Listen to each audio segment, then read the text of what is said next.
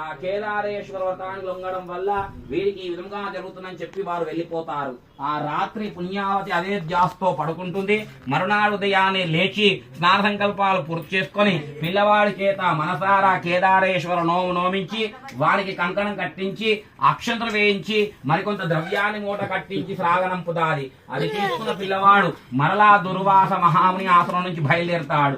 అలా కొద్ది దూరం రాగానే కేదారేశ్వర స్వామియే దొంగవాణి రూపంలో ప్రత్యక్షమై వాడితో ఈ విధంగా అంటున్నాడు, ఒరేయ్ నీ ద్రవ్యమూట తీసుకొని వెళ్ళినప్పటి నుంచి నేను ఎక్కడ దొంగతనానికి వెళ్ళినా సరిగా ద్రవ్యం దొరకలేరా అని చెప్పి ఆ ద్రవ్యమూటను చేతిలో పెట్టి మరలా అక్కడి నుండి అదృశ్యమై వెళ్తాడు. పిల్లవాడు సంతోషించి మరలా కొంత దూరం రాగానే కేదారేశ్వర స్వామియే గొల్లవాణి రూపంలో ప్రత్యక్షమై వాడిని ఈ విధంగా అంటున్నాడు, ఒరేయ్ నీ కోలకట్ట తీసుకొని వెళ్ళినప్పటి నుంచి నా గొర్రెలన్నీ చనిపోతున్నాయిరా అని చెప్పి కోలకట్ట చేతిలో పెట్టి మరలా అక్కడి నుండి అదృశ్య